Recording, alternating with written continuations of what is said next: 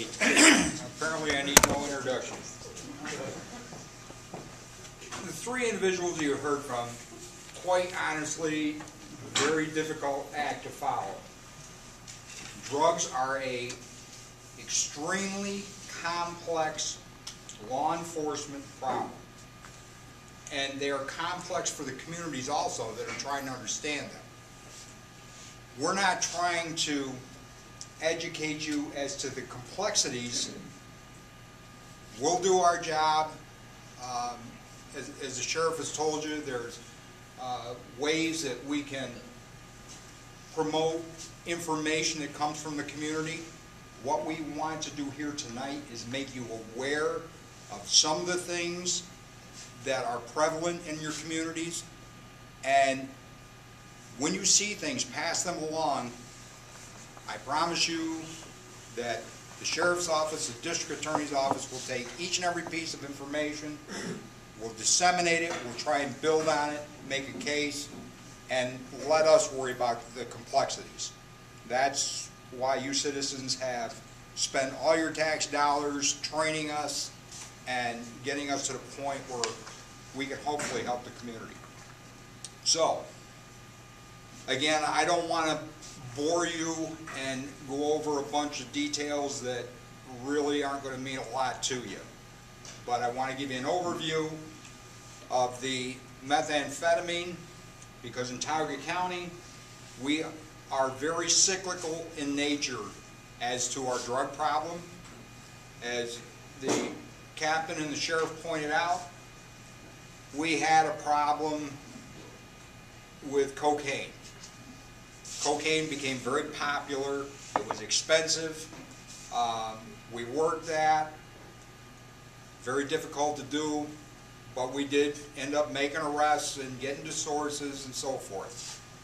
That dropped off once the pressure became high on them, and it was difficult to conduct business in Tioga County. From there, we went into the methamphetamine. Methamphetamine peaked because it's easy to make. Anybody with an IQ of 10 can make methamphetamine.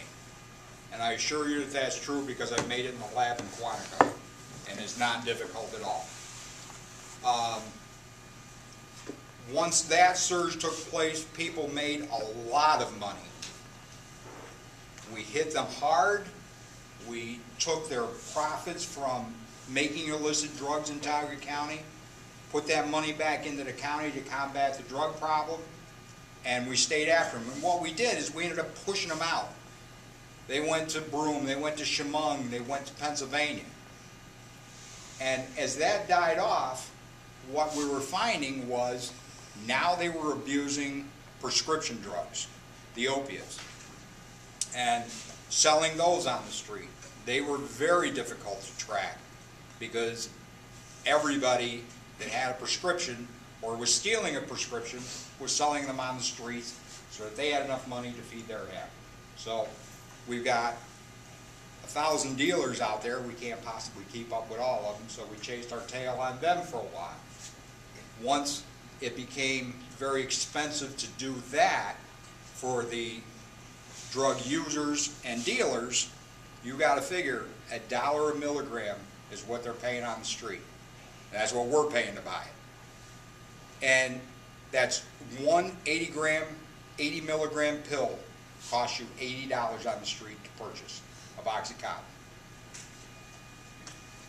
So once they realized that, they went, well, you know what, it's a whole lot cheaper to feed our addiction with heroin, which I can buy for a bag for $20, or I can buy it in a bundle of 10 bags for $120. So $12 a bag, if I buy in bulk, is $20 if I buy a single bag.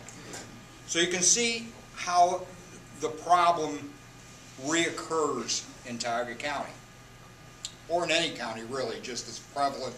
Here we see a lot of it, you hear a lot about it, you're here to find out what's going on in your community. So without further ado, I'm just going to go over a PowerPoint that we put together, give you an overview of methamphetamine, what it looks like, what you can look for. And first question, what is meth? It's an extremely strong stimulant. People that use methamphetamine, typical users, they'll be up for days. Has anybody ever had to stay up and work for 24 hours? You start getting a little loopy? Well, these people have a stimulant to keep them going. You think you get loopy, you ought to see these people. It can be snorted, injected, smoked, or eaten. They'll put it right on bread and swallow the bread. It's similar to cocaine, only about 5 times stronger, depending on the cook and how good they are at making it. The effects last much longer than the effects of cocaine. 12 to 24 hours versus 2 to 4 hours for cocaine use. This is what meth looks like in various forms. Normally, you'll see a granular substance about this color, or maybe in the dark brown. Rarely do you see it in the large chunky form that you see there. And we have seen what's called ice. This is a pure form of the methamphetamine. It's a result of cooking it and refining it even more. We bought some ice, but it came out of Binghamton. We've never purchased any ice in Tioga County. What is a meth lab? Well, they spoke before, you expect beakers and lab coats and expensive equipment. But that's not really the case. A lab is a combination of precursor solvents, reagents, plastic tubing, containers, utensils, glassware that are utilized in the production of methamphetamine. So, at the risk of making myself sound really stupid, that's pretty much anything. You name it, they'll cook meth in it. And how is meth produced? There are 3 main steps in the production of methamphetamine. There's the extraction process, where they're extracting the ephedrine from the pseudoephedrine tablets. They convert that pseudoephedrine or ephedrine to a methamphetamine oil, and then they change the methamphetamine oil to a powder or granule form. It's just that simple. Well, it says that too. You're smart there. Potential hazardous waste sites, the short and long-term residual effects to the environment. Sheriff touched on this before. That's why he went through everything that he went through to go down and sell this to Congress. When we hit a lab, depending on where it's being cooked or how long it's been cooked, it's into their water systems, it's into the groundwater. So you may come along and rent a house and have no idea that you just moved yourself into a toxic waste site. None whatsoever, because there were no regulations on that before. And same for us. I mean, we did not know back when the sheriff and myself were working together and were kicking doors, we had no idea what we were walking into. If we had known, things would have been much different. But we just didn't have that information back then. We were just doing our job. And they are very toxic sites. There are certain health risks from exposure by first responders. Could be something as simple as the utility worker that's coming to the house. Could be police, could be firemen, could be social workers. Children, neighbors, and visitors to the residence, and of course future tenants, room renters, and property owners. Now these sites become so toxic and it permeates everything in the home if it's cooked within the home. Not only is it an explosive issue, which I know that Frank with the fire investigation team has been out to some of these explosions. One of the products used is ether, and drug dealers, drug cookers, they're not the smartest people, they're not chemists. And if it's wintertime, they want to be in where it's warm. And how do you cook inside? Well, you turn on the stove. And you can imagine what happens with the stove turned on and ether in the house.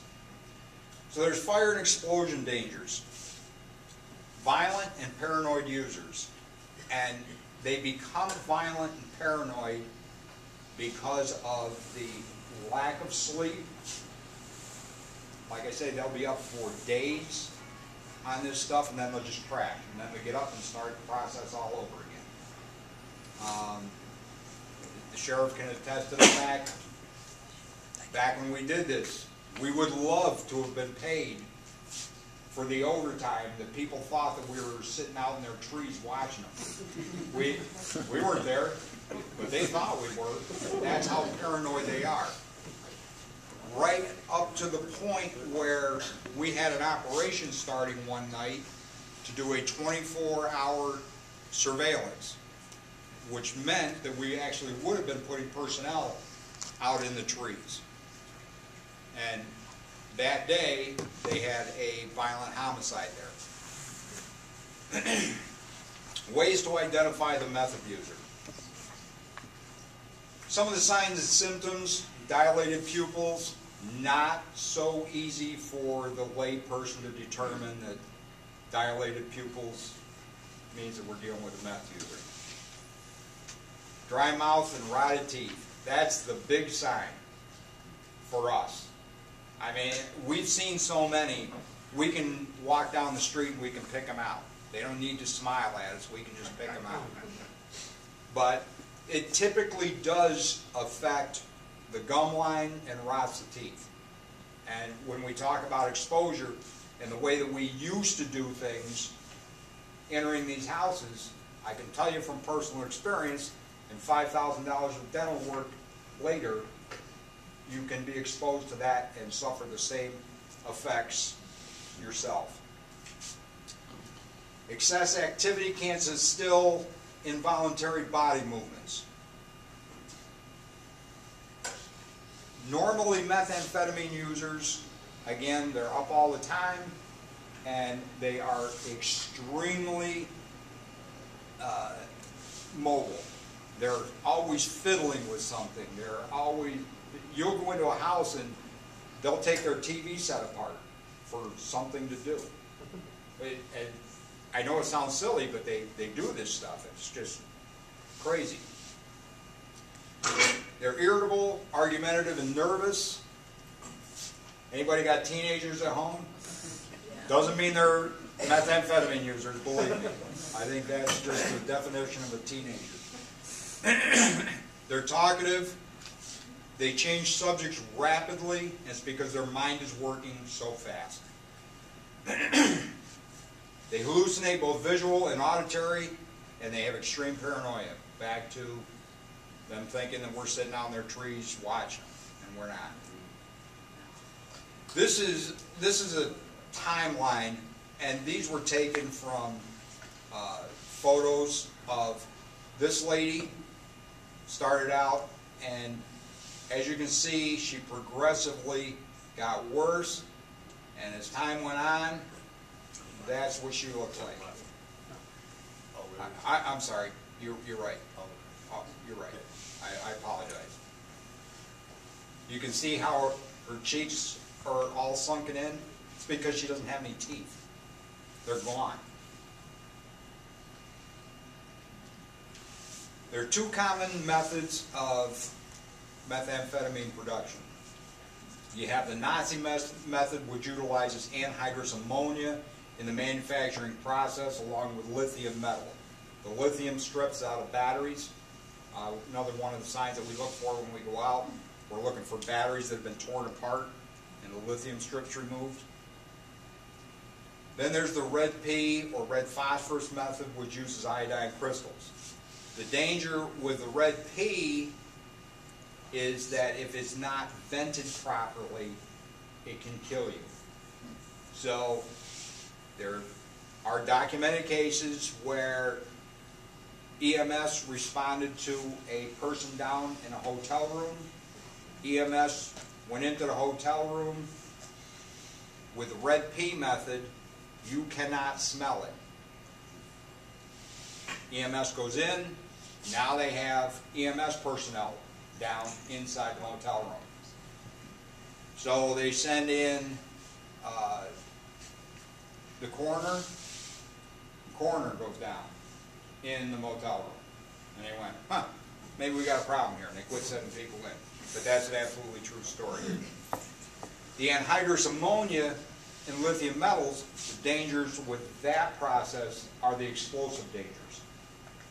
Anhydrous ammonia, the dangers of working with that is they steal it, they put it in containers, and we find these containers. And we actually had one of our deputies exposed to anhydrous ammonia because he opened a cooler in the back of a car to see what was in it, and it was anhydrous ammonia. He ended up inhaling that anhydrous ammonia. These are some of the products that we find at labs. You'll see Drano here. You'll see muriatic acid, tubing, filters, coffee filters, starter fluid. You'll see tons of cans of starter fluid with the keyhole punch in the bottom of it. That's how they drain it out.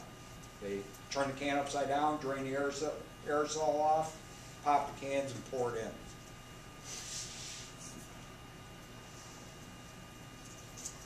in. Again, more byproducts of the lab. This container here is a propane tank. Now, I don't know if you can see it, but that valve right there is blue. That means it is very close to being compromised. And if that breaks, as it has while they're transporting, then they have an anhydrous ammonia leak in their car. Okay, and then you have to deal with that.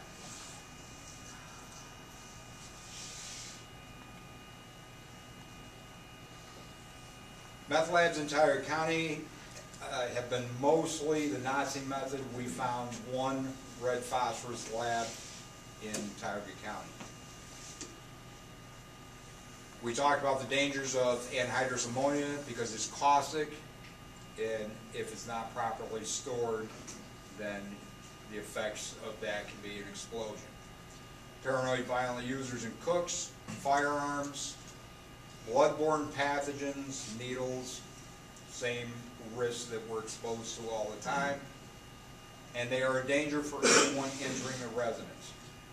Now that we know what the side effects are, we've been trained in the proper entry into these places. I'm sure that you've seen on the news the guys in the white suits and the breathing apparatus. Has anybody seen that on the news? That's what these guys are doing. They're entering the residences to bring the levels down to an appropriate level where we can get personnel in there to deal with it. I'm not quite sure, and I wrote this, so I'm not quite sure what professional private persons, unless you're a professional meth cook, I'm not sure.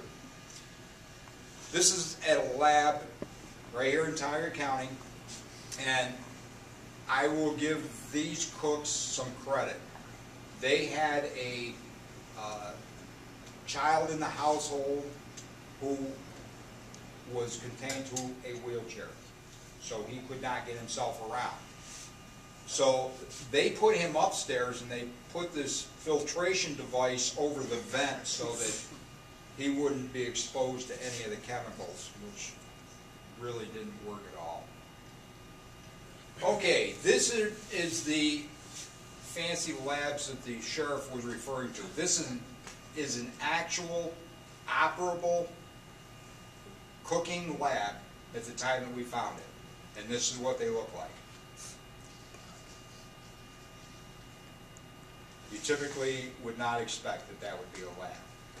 And you can expect the person associated with that lab looks about as disheveled as that lab.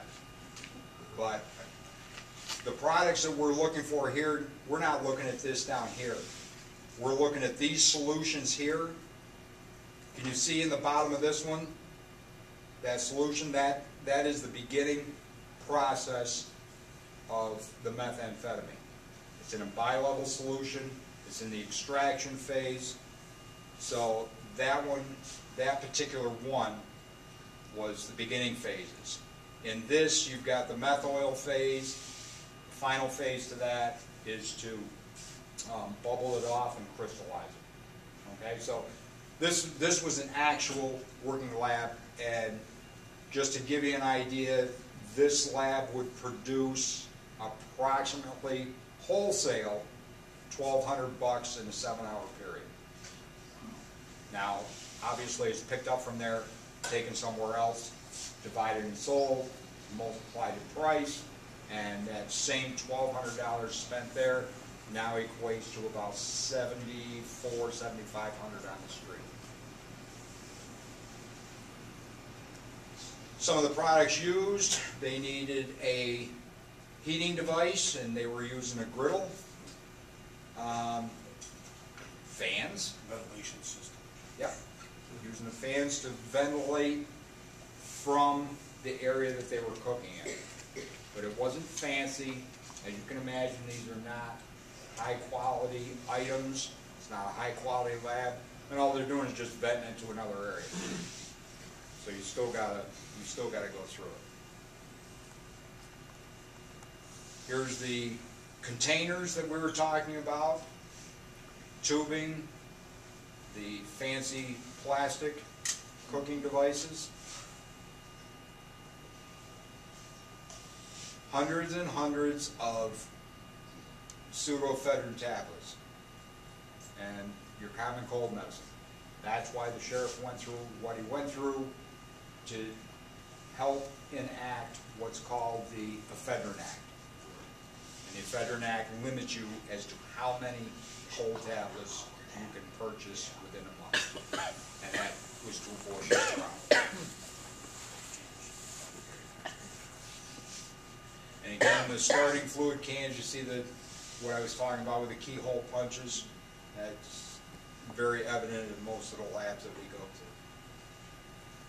to. Again, there's the valve that was about ready to rupture. And they got creative and put it in an oxygen tank. But again, that valve wouldn't stand up to that either. That one is about ready to rupture. Here is, you're seeing a bi-level solution here. This, again, is mid-cook. It's waiting to be bubbled off and extract the rest of the ephedrine out and convert it into methamphetamine oil. And just some finished product here. Bag like that. I think that one there would cost you about $600 on the street. This was an interesting one if you think that they're not creative. This trailer here, when we hit that place, we hit this place twice in, I think it was 4 months. 4 months. And the first time that we went there, we seized the lab and $40,000 in cash. The second time that we went there, intelligence found these devices where they put up cameras. These were auditory systems where they could hear us come up the driveway. And it was a very long driveway. We had to go way up into the woods. How long was that driveway? It had to be a couple thousand feet. Oh, yeah. It was ways up. But now we've got to get an entry team, all our equipment up to get into this trailer. 4 months later, we hit the place again. We took their lab, we took their methamphetamine, we took $29,000 in cash, we took their boat, which is now proudly on display on the Susquehanna River every summer with a sheriff sticker on the back of it. We took their vehicle, we took their trailer, and thought we did pretty well, and then learned that we missed $30,000 that they had hidden somewhere else. So that's how profitable this business was for them. I'm sorry? What happened to the people that were making the meth? What happens to those people? Yeah. He went to state prison, and he was released not too long ago, and he has subsequently assumed room temperature. He's not with us anymore. The first time, if you're asking about the first time he was arrested, he went to jail, but his friends got money and bailed him out. So he was waiting trial on the first charge, and we hit him the second time, 4 months later. Some of the dangers that we do face, obviously, are weapons. Now, keep in mind that these people don't have jobs, but there's some pretty intricate weapons at these houses. And this is what our entry team has to deal with every time they guys win one of these houses. Because if you can imagine, to protect them, we've got to cover them up, we've got to put breathing apparatuses on their face, which limits their field of vision. And they've got to get in these houses, chase these people down, arrest them, and try and get them under control before somebody gets shot. And they expect us coming. How to identify methamphetamine? It's a pink, tan, brown, white, could be any of those colors depending on how good they are at purifying the product. And it's a granular substance. You might think that you're looking at cocaine, you might think that you're looking at heroin, but more than likely you're looking at methamphetamine. Again, the clear, hard, glass-like substance is ice. It's just purified. We don't see much ice here because, quite frankly, we have lazy meth cooks, and they're not going to go through the extra steps necessary to make ice because they get just as much money for selling a crack. The smell of ether and ammonia. If you smell that in your neighborhood, you need to call 911 so that someone can come out and check it out. I'm not saying that it's as prevalent as it was, but it still does exist. If you see bi-level solutions in containers, you need to call 911 and let us know. I don't know if any of you out there have a methamphetamine field test kit. Who the hell writes this stuff? This is great. Did you? Oh yeah, I did. Thank you, Sheriff. I appreciate that. Any questions on methamphetamine? All right. I got it. Yes, sir. Yeah, I wonder what the relationship between aggressive dogs and meth is. Actually, in the labs, the dogs are the least of the problems. Usually it's the police who don't quite know how to deal with them. I was at a lab up in Broome County and asked the police officer, please do not tase the dog, which he did.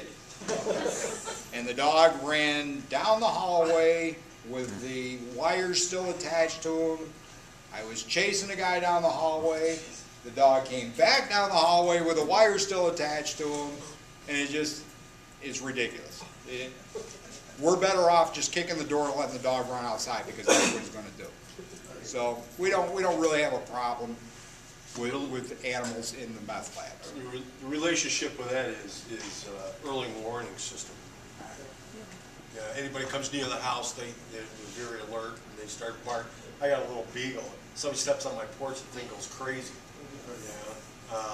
But a really aggressive dog, you get a Rottweiler or a pit bull. They're early warning devices is what they are. Any other questions? We're gonna take, go ahead. Somebody have a question? We're gonna take a few minute break if you wanna get a coffee or go to the bathroom or something. Well,